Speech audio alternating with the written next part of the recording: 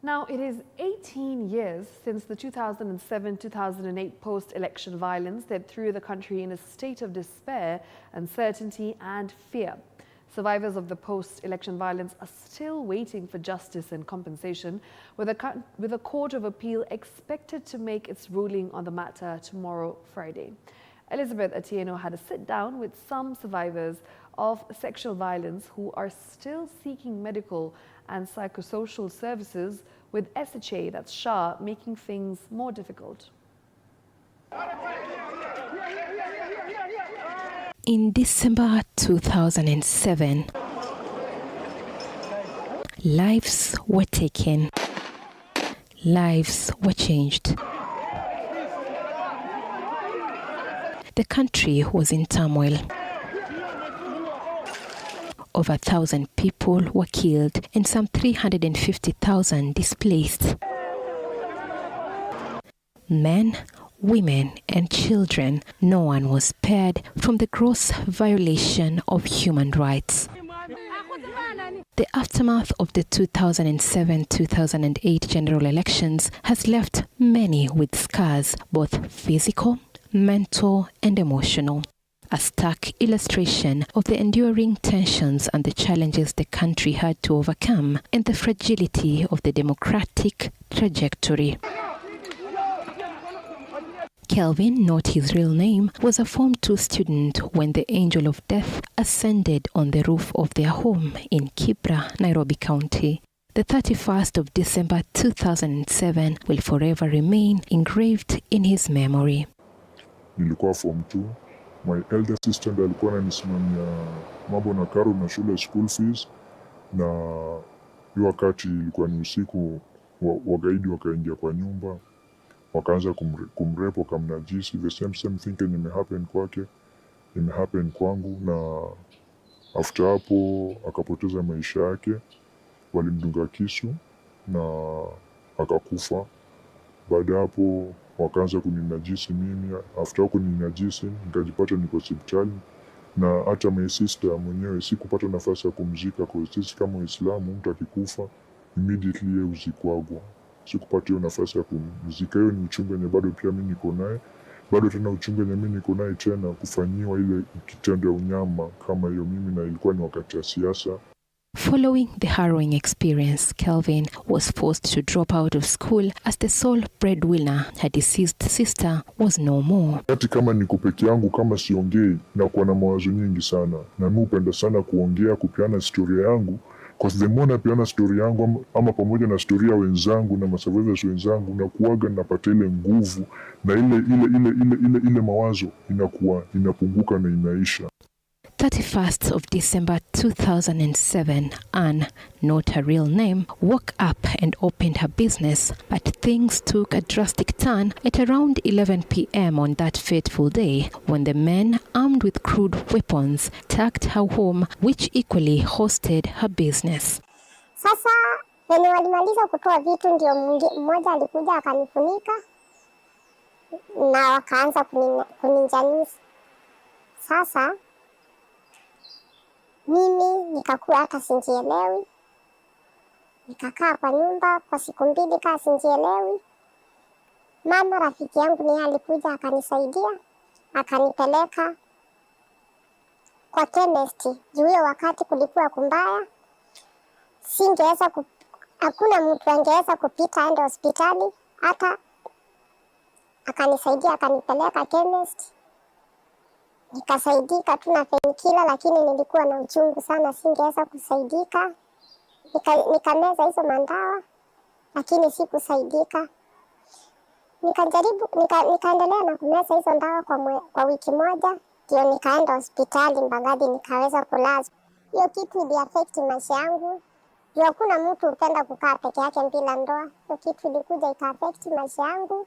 Nikakaa peke yangu. Juu penye nilifanyiwa hiyo kitendo, mzee wangu aliniambia nilikuwa najuana na hao watu, juu yeye hakuwa karibu. Juu hiyo kitu alikuja akaichukulia, akasema mbona huyu jirani hakufanyiwa hivi, kwa nini wewe ulifanyiwa hivyo? Ulikuwa unajuana na hao watu. Nikaona kuelewa kwake ni ngumu, juu mimi nilipata kwa nyumba nikiwa na mtoto, na sikuwa najua kama jambo kama hiyo inaweza tendeka. For Mercy, not her real name, she had to flee from her area of operation and went home to seek refuge after her business was destroyed during the post-election violence. But unfortunately, tragedy struck while she was at home, a place where she thought her security was guaranteed. Sasa mimi nyumbani hapa nilikuja nikapata shida mingi sana. Kulikuwa tukaletewa mangesiu wengi. Na mangesiu sasa ndio nilifanyia vile nilifanyia, lakini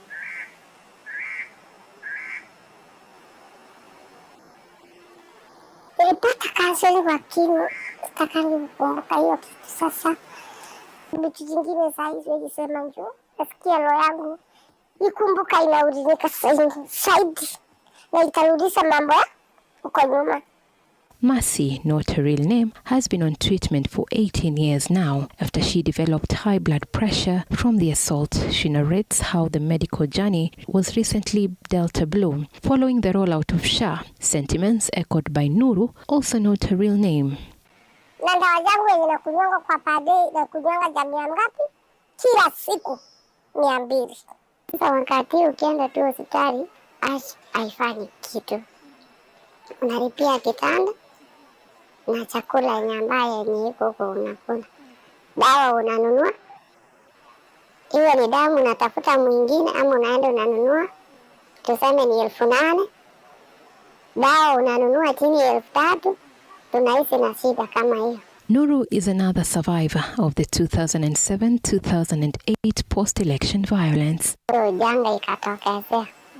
Tulikuwa na tatizo, tulipoteza jamii, tulipoteza watoto, tulipoteza vitu za matumizi.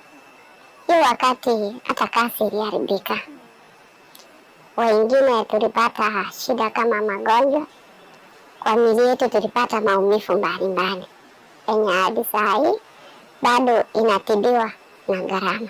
A call has been made to the government to intervene and ensure justice is served for all the survivors of post-election violence who also want their compensation fast-tracked. Ningetaka serikali ilipe fidia. Juu hii kesi tumeisukuma kutoka 2013. Tumekuwa tukisukumana na kesi kotini.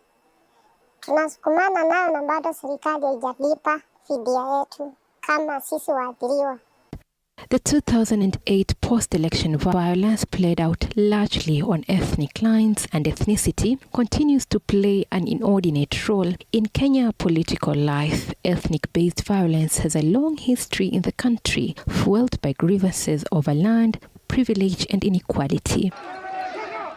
Na nikarudi nikaona tunakaribia election nyingine 2027. Nikaona ile kitendo, yani ile mambo yenye niliona 2007, sikutaka tena niweze kuyarudia kwa macho yangu kuyaona tena. Ndio nikaweza kutoka kwa ile mtaa yenye nilikuwa nakaa, nikabadilisha nikaenda mtaa mwingine. Individuals and groups allied to both PNU and ODM at the time, as well as the security services, were accused of committing crimes against humanity, and the International Criminal Court, ICC, indicted 6 individuals, including former President Uhuru Kenyatta and his then deputy William Ruto, and 4 others. The cases against Ruto and Kenyatta were ultimately dropped. The violence following the December 2007 election was not the first of its kind. The 1992 and 1997 elections saw a similar level of death and displacement.